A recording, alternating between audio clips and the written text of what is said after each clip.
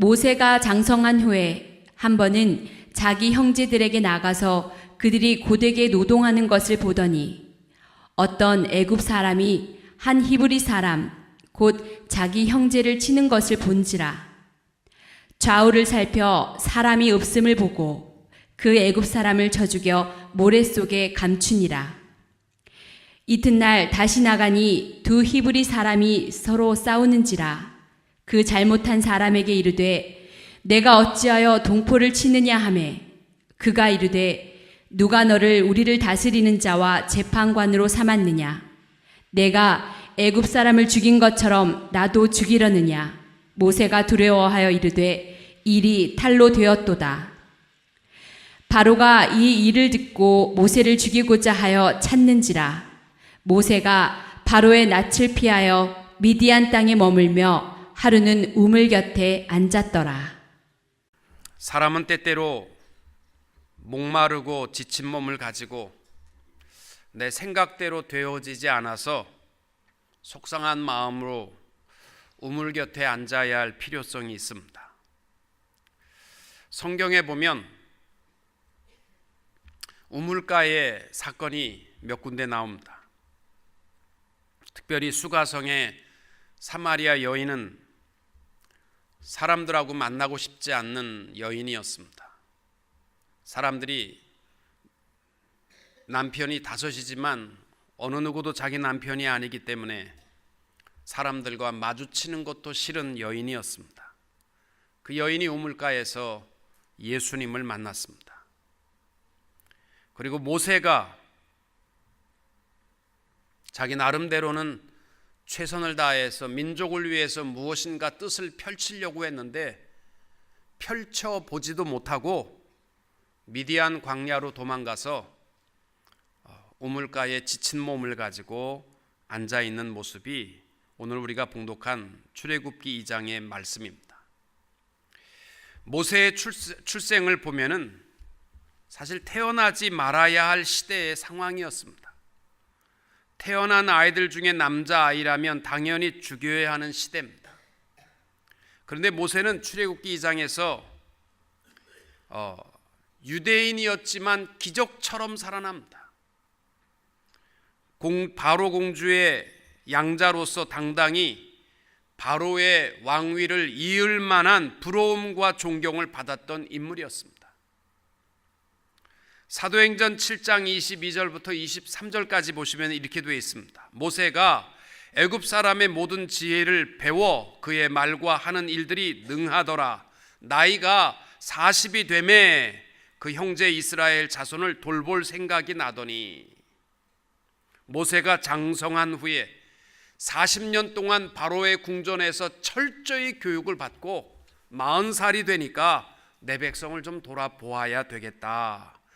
이 마음, 이 생각을 했다라는 이 뜻은 뭐냐면 결단했다는 겁니다.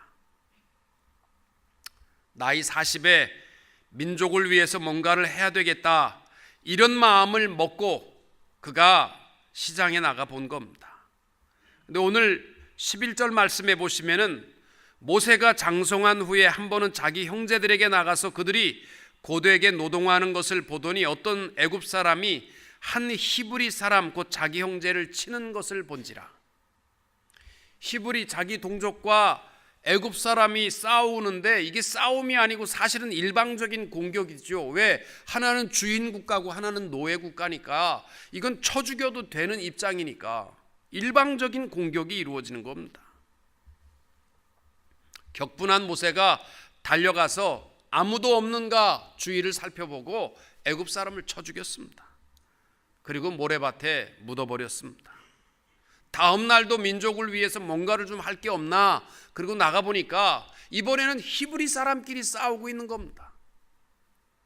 그래서 달려가서 동족들을 말리면서 왜 동족끼리 치고 싸우느냐 이렇게 말리니까 한 사람이 하는 말이 어제는 애굽 사람 쳐 죽이더니 오늘은 우리를 쳐 죽이려고 하느냐? 언제 네가 우리의 재판관이 되었느냐? 이 한마디에 모세는 그 자신만만하던 마음이 다 깨져버렸습니다. 그리고 두려움으로 가득했고 바로는 모세를 죽이려고 하자 미디안 광야로 도망가서 우물가에 앉아서 자기를 돌아보고 있었습니다. 이 사건 속에 우리가 기억해야 할 것은 인간적인 수단과 방법으로 하나님의 목적을 이룰 수 없다는 거죠. 내 생각으로는 이룰 수 없습니다. 그래서 여러분, 교회 안에서는요, 항상 내 생각에는 이런 말 하시면 안 돼요. 또 죄라는 것은요, 숨길 수 없는 겁니다. 그가 우물 곁에서 아마 후회했을 것입니다. 내가 왜 그때 쳐 죽였나? 좀 조심할 걸. 이런 후회도 했을 거고, 또 하나는 그 나쁜 놈이 내 동족을 쳐 죽이는데 내가 그럼 가만히 있으란 말이냐? 내가 뭘 잘못했냐?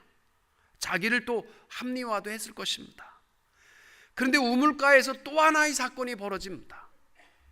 미디안 제사장의 7 딸들이 물을 길어 양무리를, 자기의 양을 먹이려고 하는데 이 양아치들이 나타나가지고 그 미디안 제사장의 딸들이 와서 먹이는 것을 희롱하고 못 먹게 하고 방해를 놓는 거예요.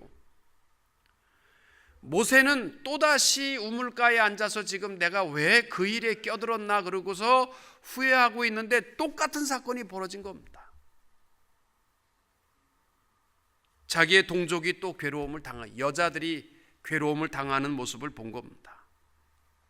아마 내가 모세라면 방황했을 것 같아요. 또 껴들어? 내가 또 껴들었다가 또 어떻게 되겠어? 그냥 뭐 되든지 말든지 니들끼리 알아서 하라, 막 그렇게 했을 수도 있을 거예요. 그러나 어머니로부터 동족을 돕고 약한 자를 도와야 된다는 것을 귀가 따갑도록 들었던 모세는 그냥 넘어갈 수가 없었습니다. 그래서 그는 또 끼어들어서 이 양아치들을 물리치고 미디안 제사장의 딸들 7 딸들을 도와 우물가의 물을 먹게 했습니다.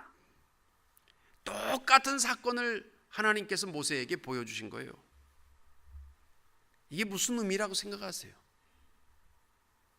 모세야, 네가 무슨 후회하거나 좌절하거나 실망할 시간이 아니란다. 저는 이렇게 주님의 음성으로 듣습니다. 때때로 우리들도요, 우물가의 시간이 필요합니다. 내 뜻대로 되어지지 않고 내가 뭘 잘못했나 도대체, 또 내가 뭐 뚜렷이 잘못한 거 별로 없는데 왜 내가 하는 일마다 이렇게 꼬이고 어렵나, 좌절하고 후회하고 실망할 시간이 아니다라는 것을 우물가의 사건을 통해서 하나님은 모세에게 들려주십니다. 사랑하는 우리 대형의 식구 여러분, 오늘 새해 첫 주간을 헌신하면서 오늘 아침이 우리 모든 성도들에게는 모세가 앉았던 우물가의 시간이 될 수 있기를 축복합니다. 그리고 오늘 후회하거나 내 인생에 그때 요 일만 없었더라면, 이런 생각은요, 오늘 우물가에서 다 버릴 수 있게 되시기를 바라고, 하나님의 위로와 또 새로운 출발과 소망을 이룰 수 있게 되시기를 주님의 이름으로 축원합니다. 모세가 우물가에서 얻은 결단이 있었습니다. 하나님께서 모세로 하여금 우물가에서 갖게 하는 결단의 첫 번째 마음이 뭐냐면요, 모세야, 너는 애굽의 왕자가 아니고 히브리 종의 한 사람이다. 이 사실입니다. 모세는 더 이상 애굽의 미련을 버리고 미디안 광야에 양떼를 치는 종의 히브리 사람의 한 사람으로 살아가게 됩니다. 여러분, 우리가 세상 속에서 나를 의지하고 내 능력과 내 물질을 의지하고 살아가게 될 때 하나님은 우리를 자꾸 우물가에 앉혀 놓으십니다. 아무개야, 너는 하나님의 종이란다. 애굽에 학대받는 히브리인의 한 사람을 잊었다가 모세는 우물가에서 비록 자기가 종의 한 사람이라는 사실을 깨닫고 새로운 출발을 합니다. 옛날에 이런 글을 쓴 사람을 제가 신문을 통해서 봤습니다. 내가 만약 평범한 가정에서 태어났더라면, 이 글을 쓴 여인은 박근혜 전 대통령입니다. 그가 총탄에 의해서 어머니도 죽고 아버지도 죽었습니다. 그 정신적 충격은 대단했습니다. 그리고 그 여인이 몸부림을 치면서 고백한 말이 뭐냐면, 내가 보통 가정에서 태어났더라면 이 충격 속에 빠지지 않고 지금은 행복했을 텐데. 근데 뭔가 착각했어요. 지금은 감옥 안에 들어갔습니다. 대통령을 하다가 감옥 안에 들어갔습니다. 자기가 대통령의 자녀고 영부인의 역할을 감당하다가 대통령이 되고 자기는 특별한 사람으로 여기는 거예요. 여러분, 우리 하나님의 사람들은요, 다 어디를 가든지 무엇을 하든지 우리의 본연의 자세, 하나님의 종, 이 마음을 잃어서는 안 됩니다. 영국의 찰스 황태자비였던 다이아나비가 평범한 유치원 선생에서 일약 영국의 황태자비가 되었습니다. 모두가, 전 세계가 그녀를 신데렐라처럼 부러워할 때 그녀는 5번 자살 기도했습니다. 식욕 과다증, 심리 불안으로 고통 겪고 정신병원 찾다가 교통사고로 죽었습니다. 여러분, 하나님께서 사랑하는 자를 우물가에 앉히시고 다시 출발시키는 게 뭐냐면요, 아무개야, 너는 종이란다. 하나님의 종이란다. 오늘 우리가 이민의 삶을 살아가면서 이 땅에서 내가 좀 가졌다고 그래서, 내가 배웠다고 그래서, 사회적으로 높은 위치에 있다고 그래서, 여러분 잊지 말아야 하는 한 가지가 있습니다. 여러분은 하나님의 종이라는 사실입니다. 예수님께서 이 땅 위에 오실 때에 나는 섬김을 받으러 온 것이 아니라 섬기러 온 종이라고 말씀하셨거든요. 우리들도 마찬가지입니다. 요즘 서점에 가면 무슨 성공적인 CEO가 되는 비결, 책이 얼마나 많이 나온지 몰라요. 그 중에 가장 중심이 뭔지 아세요? Servant Leadership입니다. 종의 마음 갖는 자만이 승리할 수 있다는 것입니다. 천국에서는요, 섬기는 자가 가장 크다라고 했습니다. 오늘 여러분 이 새벽에 새해를 출발하면서 하나님의 놀라운 일을 감당하기 원하시면 여러분이 하는 일이 아닙니다. 하나님이 하십니다. 그러면 우리는 오늘 출발해야 될 마음이 있습니다. 나는 하나님의 종입니다. 이 마음으로 출발할 수 있게 되시기를 축복합니다. 사도 바울도 자기는 종이기를 자처하기를 기뻐했습니다. 그리고 늘 자신을 소개할 때마다 종이라고 소개했습니다. 여러분, 많은 사람들이요, 목사만 종이라고 그러는데 우리 다 하나님 앞에 올해에는 Servant Leadership, 종의 마음을 가지고 이 세상을 변화시켜 나가는 하나님의 종들이 될 수 있기를 축복합니다. 저도 오늘 아침에 이 말씀을 준비하며 하나님 앞에 다시 기도했습니다. 하나님, 내가 30년 대원교회에서 섬기면서 안일한 마음, 편안한 마음 버리게 하시고, 하나님, 내가 종의 한 사람으로 다시 출발하는 한 해가 되게 하옵소서. 우리 모두가 다 하나님 앞에 종으로 출발할 수 있게 될 때에 하나님의 역사가 우리를 통하여 이루어 가실 줄로 믿습니다. 두 번째로, 우물 곁의 시간을 통하여 모세로 하여금 변화시킨 것이 뭐냐면, 자신의 시간과 계획을 포기하게 하시고 하나님의 시간과 부르심을 갖게 하셨습니다. 모세는 자기가 지도자라고, 자기가 뭔가를 해야 되겠다라고 애를 썼습니다. 자기가 이루고자 한 일의 결과는 애굽 사람 한 사람 죽이는 것으로 끝나버린 겁니다. 영어에 timing is everything 이라는 말이 있습니다. 여러분, 인생은 시간이 가장 중요하다는 거죠. 정확한 타이밍이 제일 중요하다는 겁니다. 여러분, 요리할 때도요, 요리 맛있게 하는 게 비결이 뭐냐면 타이밍이랍니다. 라면을 끓일 때도요, 물이 적정히 끓일 때 면발을 딱 넣고 또 스프를 넣고 계란도 딱 적정할 때 들어가서 돼야지 맛있죠. 이거 뭐 아무 때나 찬물에 넣고 끓이려고 해봐야, 제가 떡국 한번 끓였다가 떡이 이만해졌더라고요. 아무도 없어갖고 떡국 끓여 먹으려고 그랬는데 이게 끓이는 게 보통 어려운 게 아니더라고요. 이게 암만 좋은 재료를 가져도요, 타이밍이 안 맞으면 아무 소용없는 겁니다. 잠언에도 하는 말씀이 뭐예요? 경우에 합당한 말은 은쟁반의 금사관이라. 아멘. 적절한 시간에 얘기해야지 그것도 말이 먹히지요. 경우에 안 맞는 시간에 이야기하면요, 욕만 먹는 겁니다. 예수님의 생애를 한번 보시면은요, 예수님은 평생 자기의 뜻대로 하려고 하지 아니하고 다 아버지의 뜻대로, 또 아버지의 시간에 맞추어서 살아가려고 애쓰십니다.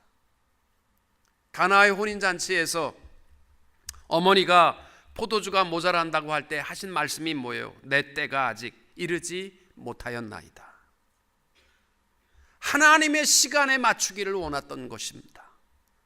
요한복음 7장에 보면은 자기 예수님의 젖동생들이 다 예수님의 신비한 능력을 알았기 때문에 예루살렘에 가서 뭔가를 좀 한번 보여라, 신비한 능력을 좀 보이고 인정을 받아라. 그럴 때 주님이 하신 말씀이 뭐예요? 내 때는 아직 이르지 아니하였거니와 너희 때는 늘 준비되어 있느니라. 예수님의 삶을 보면요, 다 하나님의 시간에 맞추었던 것입니다. 여러분, 모세가 하나님의 시간, 퍼펙트한 시간 때문에 기적처럼 살아남은 인물 아닙니까? 요게벳이 남자아이를 낳았습니다.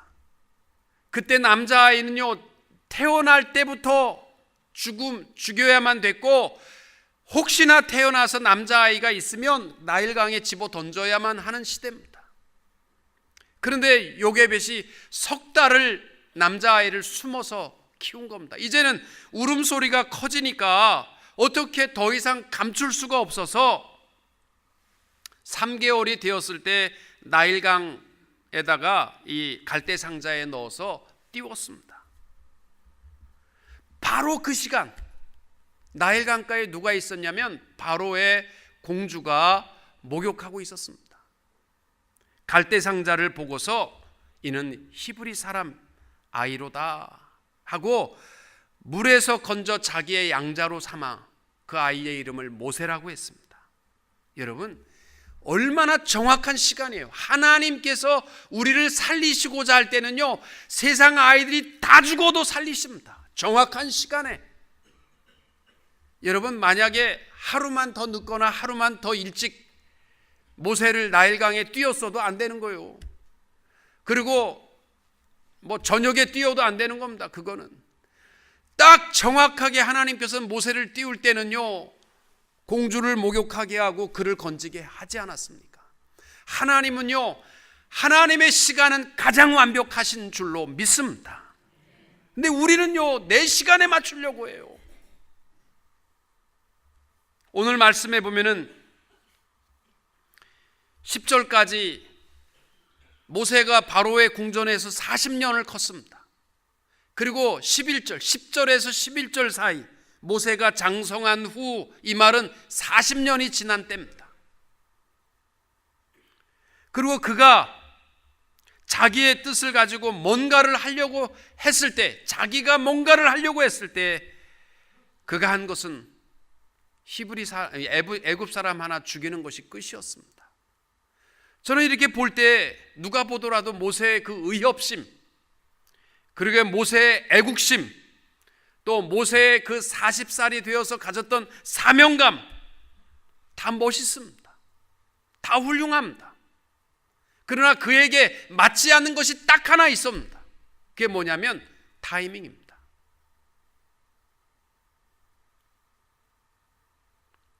이사야서에서 이렇게 말씀합니다. 오직 여호와를 앙망하는 자는 새 힘을 얻으리니 독수리 날개치며 올라갈 것이요 다른 박질하여도 곤비치 아니하겠고 걸어가도 피곤치 아니하리로다. 아멘. 이사야 40장 30절 말씀. 여호와를 앙망하는 자는 이게 뭐예요? 기다리는 겁니다. 여호와를 앙망하는 자는 무엇을 기다리는 겁니까? 하나님의 시간을 기다리는 겁니다. 여러분, 영어 찬송 가운데 In His Time이라는 찬양이 있어요. 저는 참 좋아합니다. 정말 힘들고 어려울 때 저는 이 찬송이 내 마음에서부터 불려집니다. In His Time, In His Time, He makes all things beautiful in His time.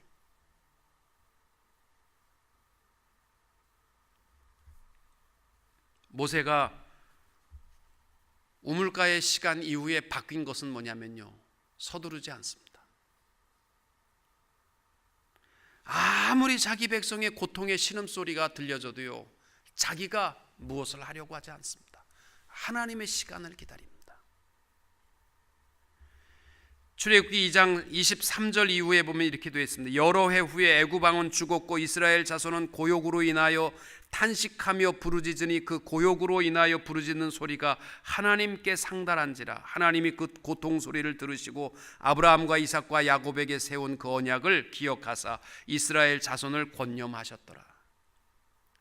하나님께서 그 고통의 소리는 듣지만 모세는요, 자기가 뭐야? 그럴 수가 있어? 그런 거 없습니다. 그는 40년을 기다립니다. 광야 학교에서 40년을 지납니다. 여러분, 우리들도 교회 일을 하고 사회 일을 할 때 내가 특별히 뭐 잘못한 것도 없는데, 나는 그래서 교회에서 그래도 바로 해보려고 애는 썼는데, 내가 뭐 그렇게 특별히 잘못한 거 아니고 바로 하자는 건데 뭐가 잘못인가? 잘못된 것이 있다면 In His time, 하나님의 시간에 맞추는 겁니다. 모세가 광야 40년 학교 동안 배운 것이 뭐냐면 하나님의 시간을 기다리는 겁니다. 여러분, 하루아침에 대박 나는 거 없습니다. 사회에서 성공한 사람들도 이렇게 보면요, 하루아침에 그렇게 된 거 아닙니다. 그 밑에는요, 수많은 고통과 어려움에 눈물과 희생과 또 모든 광야의 학교를 거쳐서 훌륭한 일을 이룰 수 있었던 것입니다. 여러분, 내가 후회하거나 내가 뭘 잘못했나라는 자기 합리화도 하지 마시고, 우리 올해에 필요한 것은 In His time, 하나님의 시간입니다. 하나님, 내가 하는 모든 일 내 뜻대로 하지 마시고 하나님의 시간, 오직 여호와를 앙망하는 자는 새 힘을 얻는다. 하나님의 시간을 기다릴 줄 아는 성도님들이 될 수 있기를 축복합니다. 세 번째로, 우물가에서 모세가 배운 것은 하나님을 대신하는 일이 아니라 하나님께 순종하는 위치로 출발합니다. 모세가 한 일은 자기가 뭔가를 하기 위해서 판단하고 사람을 쳐 죽이고 자기가 뭔가를 하려고 했습니다. 물론 모세는 빼어난 용모와 뛰어난 지도력과 웅변가로서 존경받을 만한 모양은 다 갖추었습니다. 그러나 바로의 궁전에서 배운 40년의 학교가 다가 아니었습니다. 그는 광야 40년 학교가 그에게는 더욱 중요했습니다.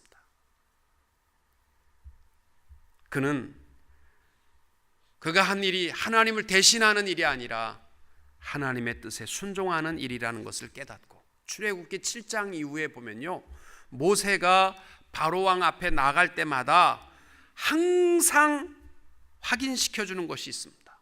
그게 뭐냐면 여호와의 말씀과 같았더라. 여호와의 말씀과 같았더라. 모세가 한 일이요, 바로와에게 나갈 때부터 늘 하는 말이 있습니다. 모든 행동을 여호와의 말씀과 같았더라. 말씀대로 순종했다라는 뜻입니다.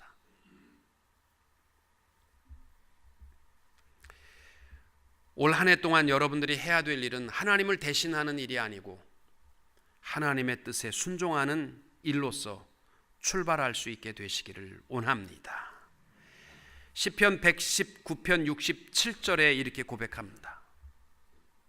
고난당하기 전에는 내가 그릇 행하였더니 이제는 주의 말씀을 지키나이다. 오늘 우리 묵상의 말씀입니다. 시편 119편 67절 말씀을 하루 시간이 날 때마다 묵상해 보십시오.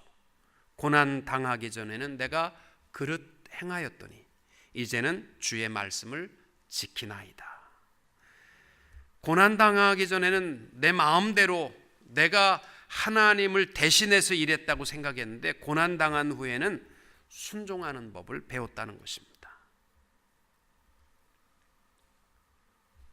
한국의 유명한 첼리스트가 이런 말을 합니다. 학교에서 첼로를 가르칠 때 그래도 첼로 음악대학에 첼로를 배우러 온 학생들은 어느 정도 첼로를 잘하는 학생들이 온다는 거예요. 그런데 자기가 첼로를 지도할 때에 고치라고 하자마자 연주법을 고쳐서 하는 아이들이 가장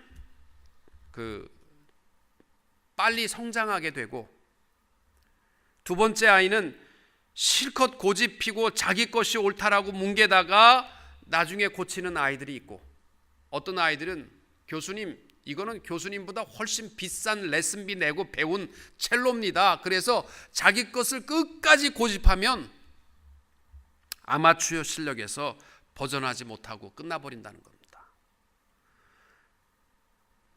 오늘 하나님께서 우리에게 주시는 우물가의 한 해의 축복의 열쇠를 우리에게 가르쳐줍니다. 여러분, 한 해 동안 우리가 복되게 살아가려면 열쇠가 있어야 됩니다. 그 열쇠는 성경에 다윗의 열쇠라고 하는 것이 있습니다.